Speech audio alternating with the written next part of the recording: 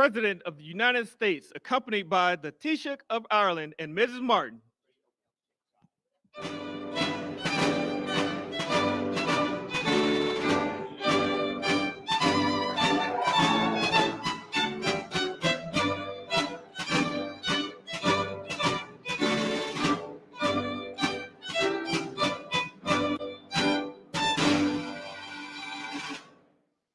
Well, thank you very much. It's a great honor. Great people. A lot of Irish friends right there. A lot of very, very good Irish friends. But thank you all for being here. Even though it's still a few days away, I want to be the first to wish each and every one of you a very happy St. Patrick's Day. It's a big day. And as a lifelong New Yorker, nobody knows the Irish better than me. I know too much about the Irish. So let me begin by saying I really do. I love the Irish. I've had great, great friends over the years, and I love the Irish, special people. And I've been to Ireland many times. I have a lot of property in Ireland, actually, and it does very well, so I like it. If it didn't do well, I wouldn't like it. But I'm always struck by the awesome beauty of the Emerald Isle and the strength and warmth and grit and grace of the Irish people. Very few people can compare. Today, we're delighted to welcome Taoiseach Micheál Martin, a very special man doing incredibly well and very popular, and his beautiful wife, Mary. And I want to thank you both for being here, the first official visit to the White House. So thank you very much for being here with us. Thank you. Thank you.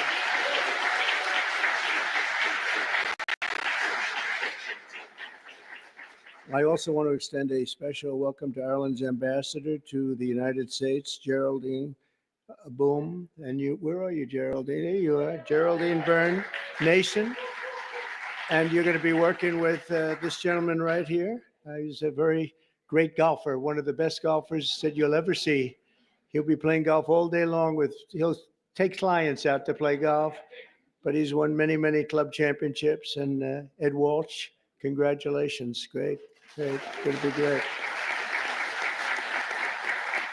We're grateful also to be joined by the members and many members of our cabinet, proud Irish Americans, Sean Duffy and Robert F. Kennedy Jr. Where's Robert F. and Sean? Hi, Bobby. I knew that, let's see, Duffy we knew and Kennedy we knew. Some of you I wasn't as sure. Pam Bondi, I don't know. Are you Irish? Are you Irish? I don't know, with that name, I can't figure that out. She's doing a hell of a job, I'll tell you. That Attorney General Pam Bondi, Secretary of Energy,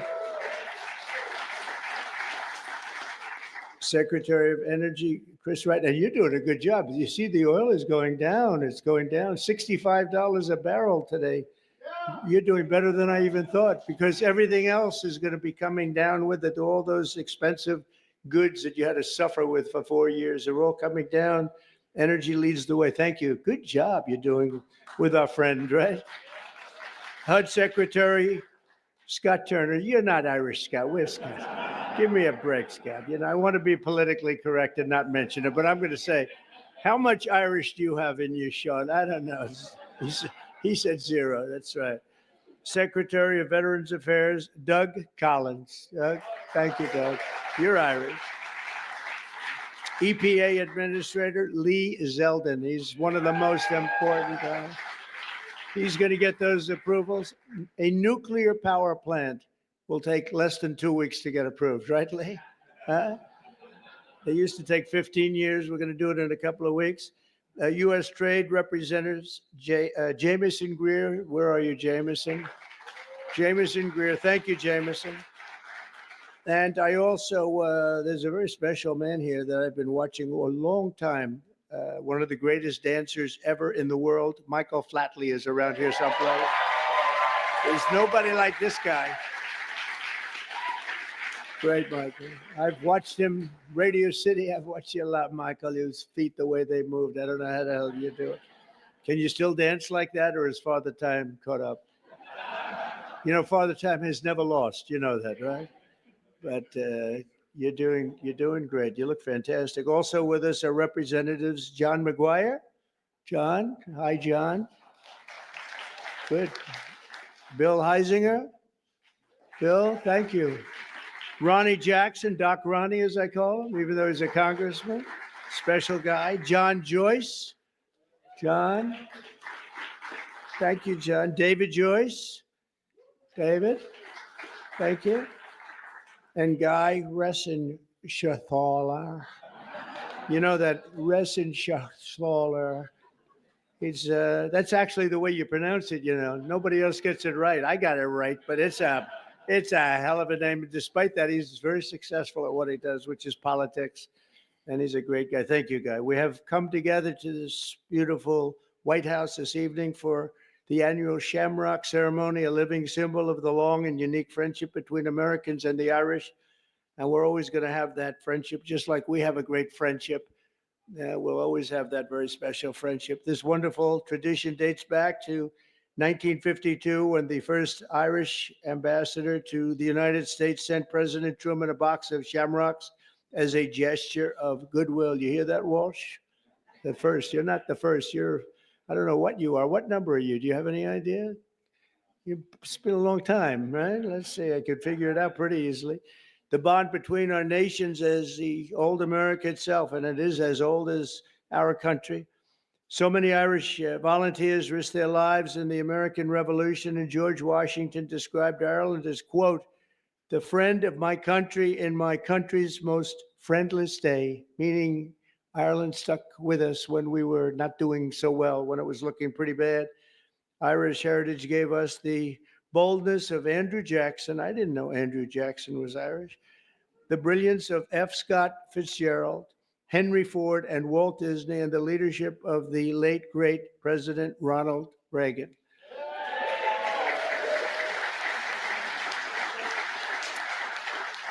It was men and women of Irish descent who built the hallowed halls of Notre Dame University. Notre Dame is great. What a great place. The legend of the Boston Red Sox and the golden arches of McDonald's. That's right.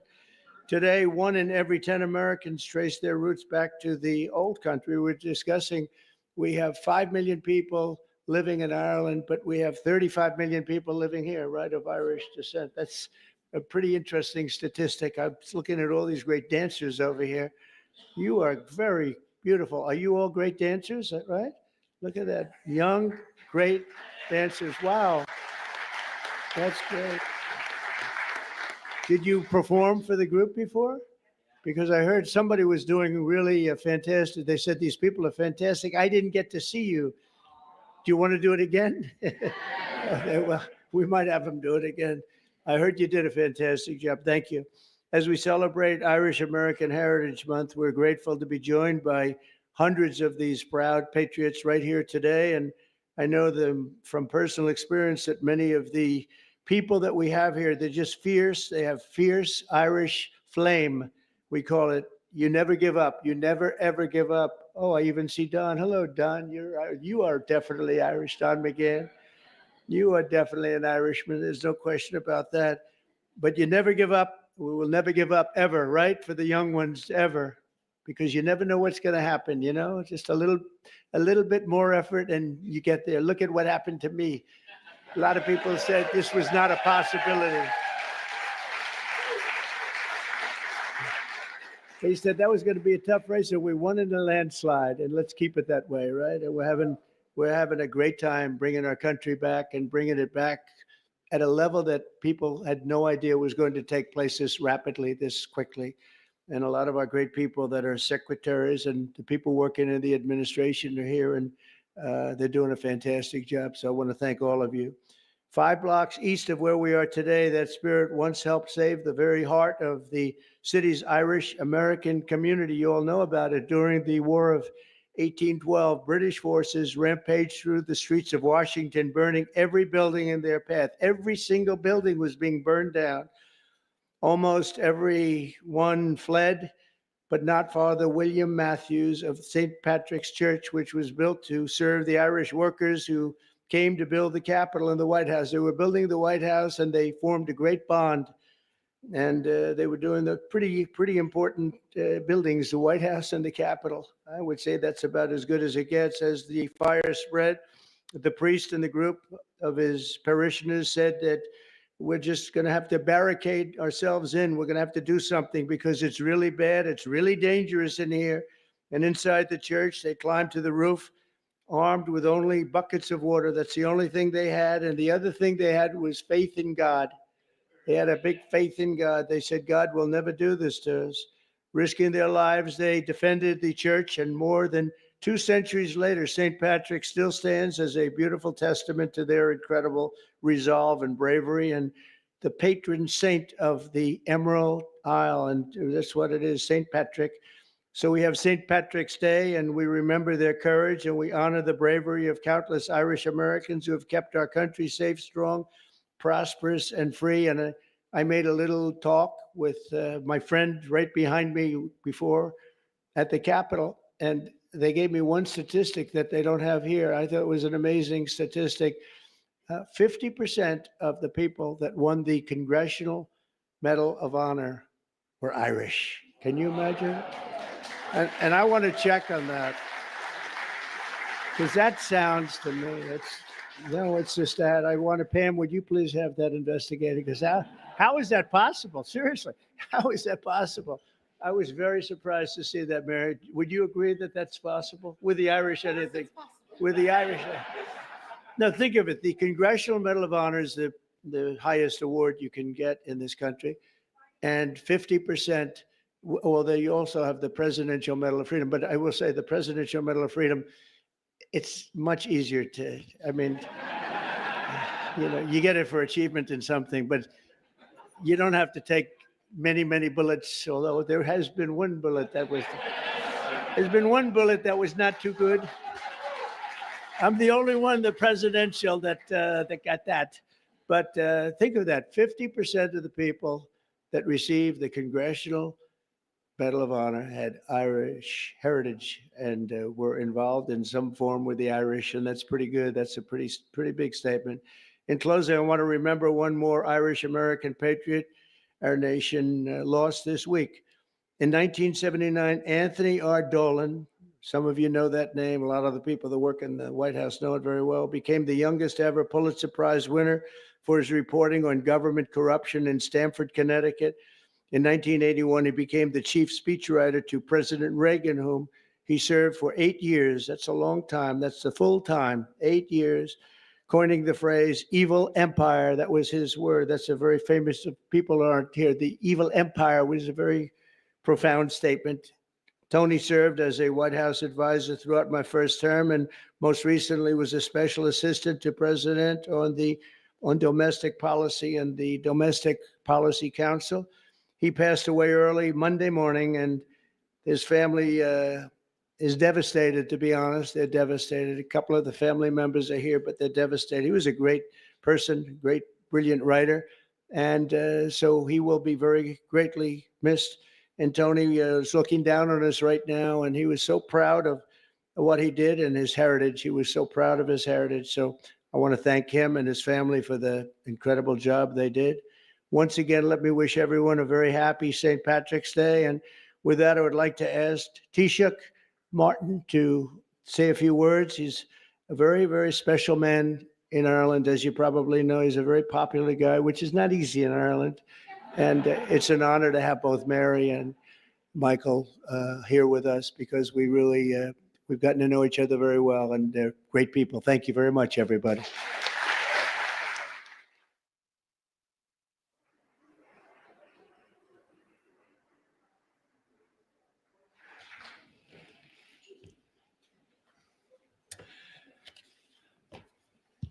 President Trump, distinguished guests, it is a singular honour to represent the people of Ireland as we gather to celebrate St. Patrick's Day.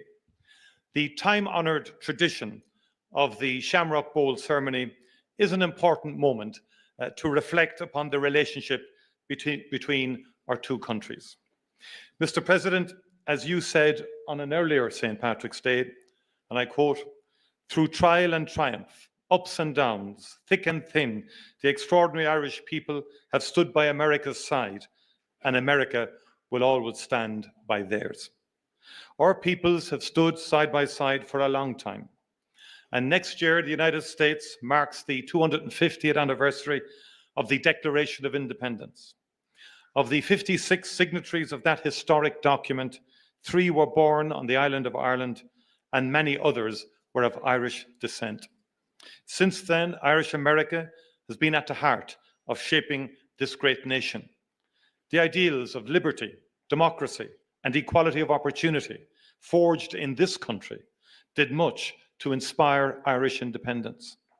Our histories are interconnected because our people are interconnected. Today, as the President has said, more than 30 million people claim Irish ancestry in the United States. Those who came to America seeking refuge from poverty and hunger at home worked hard. They helped build the railroads that connected this country and the skylines that defined it. Others served their communities and their adopted home as firefighters, teachers, nurses, doctors, policemen, and soldiers. Irish people can now be found in almost every industry and community across the United States. Mr. President, Irish Americans have lived the American dream.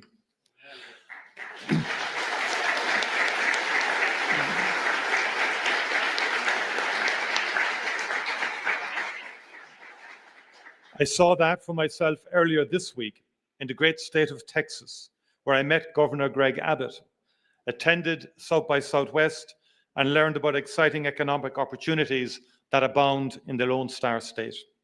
I met with Texan-based companies using Ireland as a gateway into the European market, as well as the Irish companies investing in and buying from Texas. All across the United States, men and women go to work every morning in Irish-owned companies. These companies play a key role in the US economy, operating in every sector, in every state.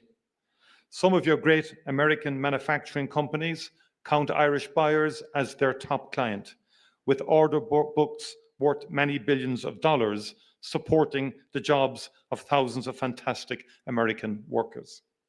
Ireland is now in the top 10 as a source of foreign direct investment in the United States. Not bad for a small island.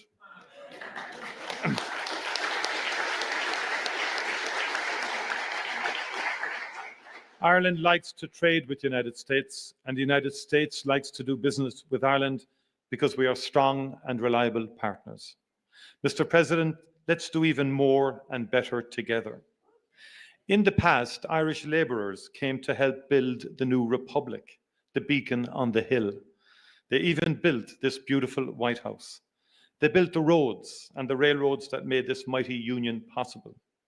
Today, Irish companies are building the infrastructure connecting the United States in the 21st century.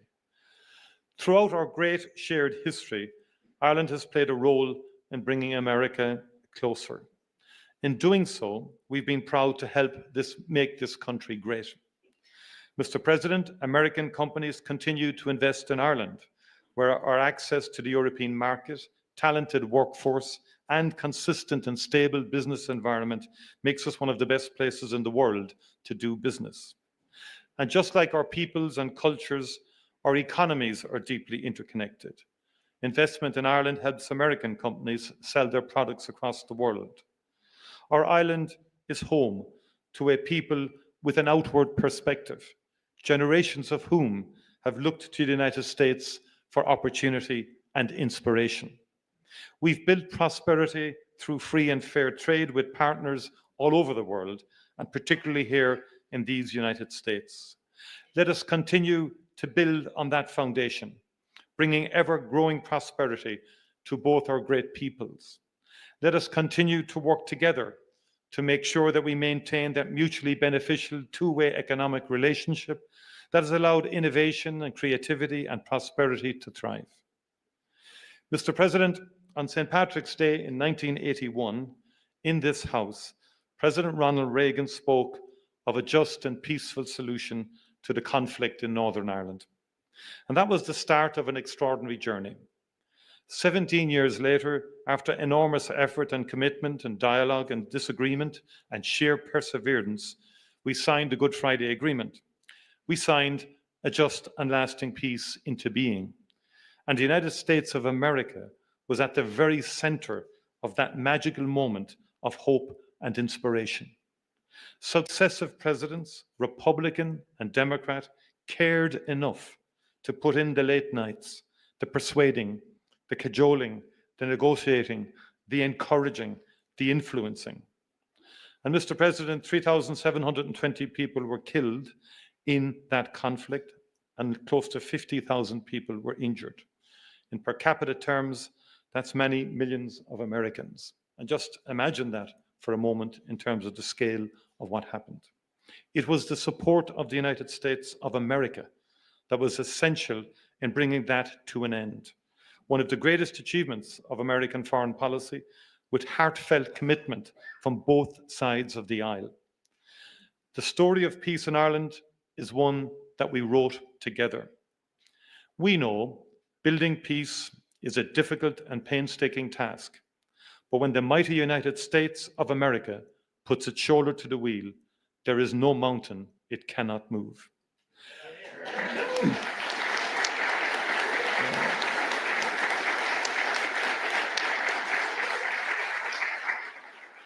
Mr. President, I welcome the unrelenting focus and energy you have brought to the search for peace in Ukraine and in the Middle East since your first days in office.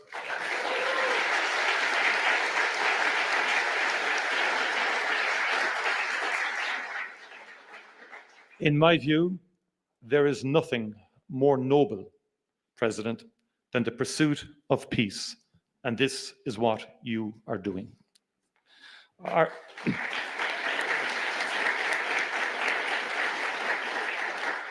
Ireland is ready to work with you and our international partners to end conflict and especially to bring just, lasting and sustainable peace to the people of Ukraine and the people of the Middle East. Conflict and war hurt the most vulnerable. Too many children in particular have died in Gaza, in Israel, in Sudan, and too many children have been abducted in Ukraine.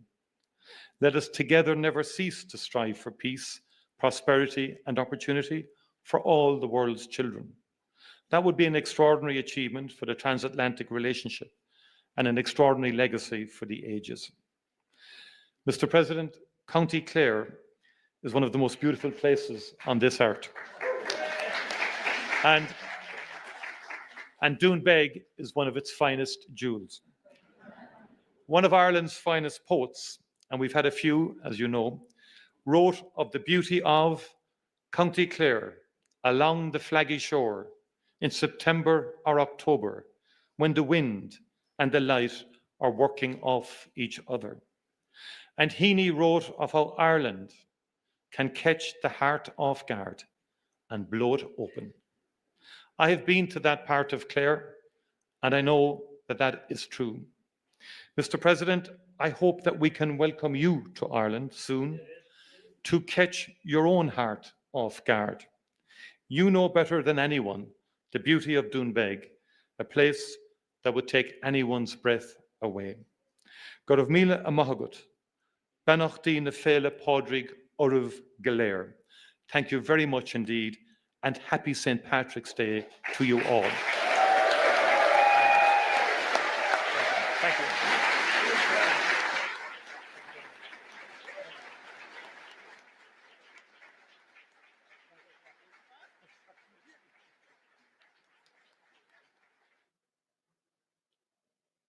Time-honored tradition, I'm going to present a bowl of shamrock to President Trump.